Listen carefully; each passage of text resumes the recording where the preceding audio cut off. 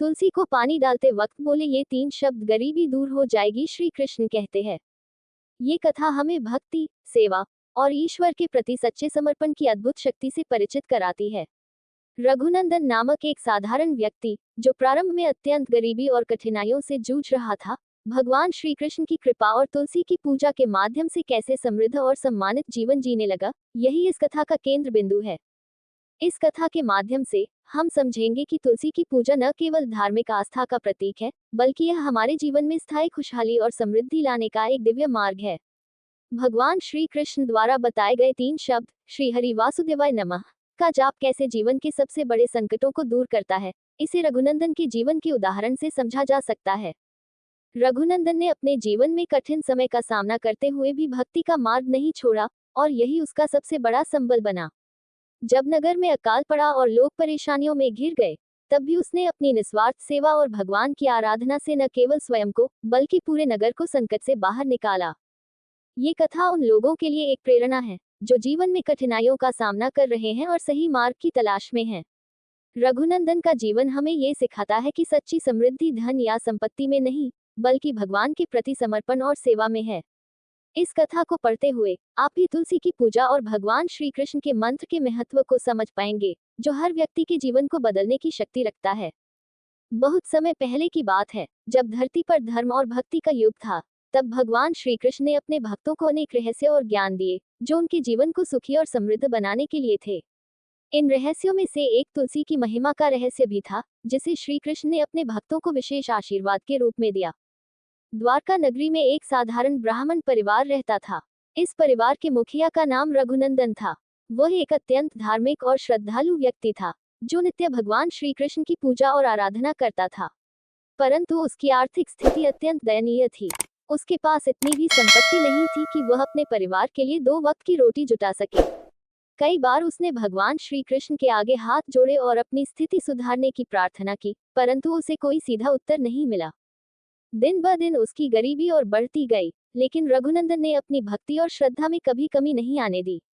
वह जानता था कि भगवान श्री कृष्ण किसी न किसी रूप में उसकी मदद अवश्य करेंगे।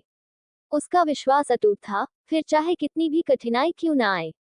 एक रात, जब रघुनंदन अत्यंत थका हुआ और उदास था, उसे भगवान श्री कृष्ण का दिव्य दर्शन हुआ। सपने में श्री कृष्ण ने उसे कहा, हे भक्त, तुम्हारी साधना सफल होने वाली है। तुम्हारे जीवन में समृद्धि आने का समय आ गया है। तुम्हारी भक्ति ने मुझे प्रसन्न किया है। मैं तुम्हें एक ऐसा उपाय बताने जा रहा हूँ, जिससे न केवल तुम्हारी गरीबी दूर होगी, बल्कि तुम्हारा जीवन आनंद और समृद्धि से भर जाएगा। रघुनंदन ने हाथ जोड़कर कहा, हे प्रभु, मैं धन्य हूँ कि आपने मुझ पर कृपा की। कृपया मुझे वह उपाय बताए, जिससे मेरा परिवार सुखी हो सके। भगवान श्री कृष्ण मुस्कुराए और बोले, हर दिन सुबह उठकर स्नान करके शुद्ध मन से तुलसी के पौधे को जल अर्पित करो और 3 बार श्री हरि वासुदेवाय नमः मंत्र का जाप करो।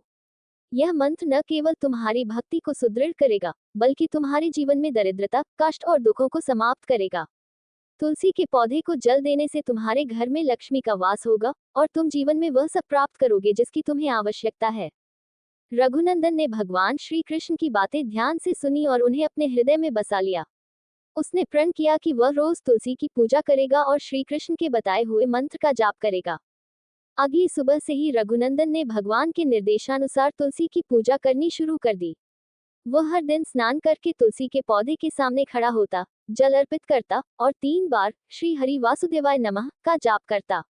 धीरे धीरे उसके जीवन में आश्चर्यजनक बदलाव आने लगे। पहले उसका व्यापार बिल्कुल ठप पड़ा था, लेकिन अब उसे व्यापार में लाभ होने लगा। जिन ग्राहकों ने उसे पहले कभी व्यापार में मदद नहीं की थी, वे अब उसके पास आने लगे। उसका व्यापार बढ़ने लगा और उसकी आमदनी धीरे धीरे बढ़ने लगी। पहले जो लोग उसे तिरस्कार की दृष्टि से देखते थे, वे अब उसके सम्मान करने लगे। कुछ ही महीनों में रघुनंदन का जीवन पूरी तरह से बदल गया। उसकी गरीबी समाप्त हो गई और अब वह अपने परिवार का अच्छे से पालन पोषण करने लगा। उसके घर में सुख शांति और समृद्धि का वास हो गया। अब न तो उसे भोजन की कमी थी, न वस्त्रों की और न ही धन की। लेकिन रघुनंदन का ये समृद्धि पाने का सफर यही समाप्त नहीं हुआ। उसने महसूस किया कि भगवान श्री कृष्ण की कृपा से उसे जो मिला है, उसे वह दूसरों के साथ भी बांटे। उसने जरूरतमंदों की मदद करनी शुरू की, गरीबों को भोजन, वस्त्र और धन दान करने लगा। उसकी दानशीलता और करुणा के किस्से दूर दूर तक फैल गए। ये बात केवल रघुनंदन तक ही सीमित नहीं रही। उसके जीवन में जो चमत्कार हुए थे, वह पूरे नगर में चर्चा का विषय बन गए। लोग उससे पूछने लगे कि उसकी दरिद्रता कैसे समाप्त हुई और उसने इतनी जल्दी इतनी समृद्धि कैसे प्राप्त की। तब रघुनंदन ने श्री कृष्ण द्वारा बताए गए 3 शब्दों के मंत्र और तुलसी की पूजा का महत्व सभी को बताया। उसने कहा, हर दिन तुलसी को जल अर्पित करते समय श्री हरि वासुदेवाय नमः मंत्र का जाप करो। यह मंत्र श्री कृष्ण की शक्ति से भरपूर है और इससे जीवन में समृद्धि और शांति मिलती है। रघुनंदन की बातों का असर यह हुआ कि द्वारका के अनेक लोग अब तुलसी की पूजा करने लगे। जो भी श्रद्धा और विश्वास से इस विधि का पालन करता, उसके जीवन में भी वैसा ही बदलाव आने लगा, जैसा रघुनंदन के जीवन में हुआ था।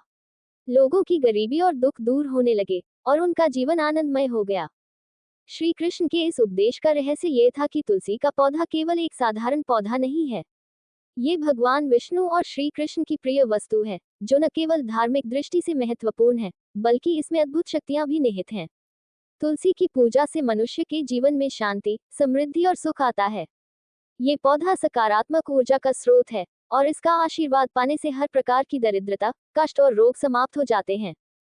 तुलसी को जल अर्पित करते समय श्री हरि वासुदेवाय नमः मंत्र का उच्चारण करने से भगवान विष्णु और माता लक्ष्मी की कृपा प्राप्त होती है। यह मंत्र इतना शक्तिशाली है कि इसका नियमित जाप करने से जीवन के हर क्षेत्र में सफलता और उन्नति प्राप्त होती है। रघुनंदन के जीवन में अब समृद्धि और प्रतिष्ठा थी, परंतु उसके मन में कभी भी अहंकार या लोभ ने स्थान नहीं लिया। उसके घर में हर दिन भक्तों और जरूरतमंदों का तांता लगा रहता था और वह सभी की मदद करता था। उसकी भक्ति और सेवा का प्रसार अब द्वारका तक ही सीमित नहीं था, बल्कि दूसरे नगरों और गांवों में भी उसकी प्रसिद्धि फैलने लगी थी।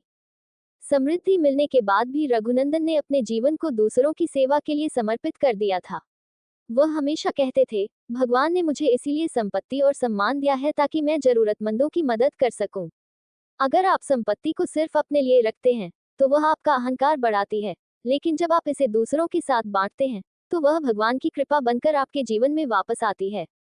रघुनंदन ने गरीबों और वंचितों की मदद के लिए एक आश्रम की स्थापना की, जहां वे निस्वार्थ भाव से लोगों को भोजन, वस्त्र और शिक्षा प्रदान करते थे। उनका यह आश्रम एक प्रेरणा का स्रोत बन गया और लोग दूर दूर से वहां आने लगे। यहाँ उन्हें भगवान श्री कृष्ण की भक्ति और तुलसी की पूजा के महत्व के बारे में सिखाया जाता था। समय बीतता गया और रघुनंदन के जीवन में एक दिन ऐसी परीक्षा आई जिसने उसकी भक्ति और धैर्य को परखने का प्रयास किया। एक दिन द्वारका में अचानक अकाल और सूखा पड़ा।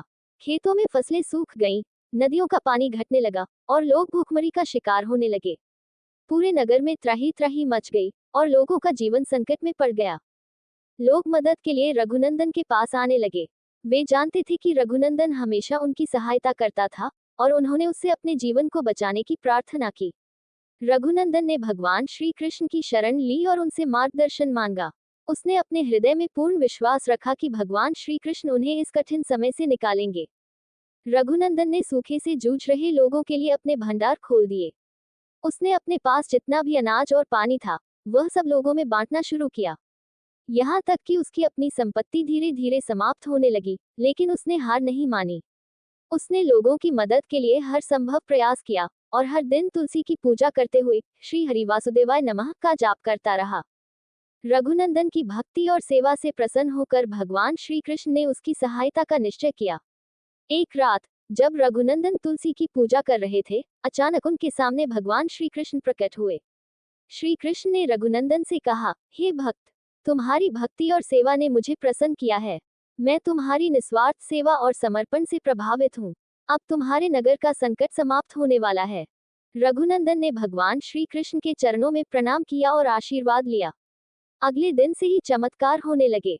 आसमान में बादल छा गए और मूसलाधार बारिश होने लगी। नदियां फिर से भरने लगी, खेतों में हरियाली लौट आए और नगर में जीवन की नई लहर दौड़ गई। लोग भगवान श्री कृष्ण और रघुनंदन की भक्ति की महिमा का गुणगान करने लगे। रघुनंदन ने कहा, ये सब भगवान श्री कृष्ण की कृपा है। उन्होंने हमारी कठिनाइयों को दूर किया है। जो व्यक्ति सच्चे मन से भगवान की भक्ति करता है और निस्वार्थ सेवा करता है, उसे कभी किसी कष्ट का सामना नहीं करना पड़ता।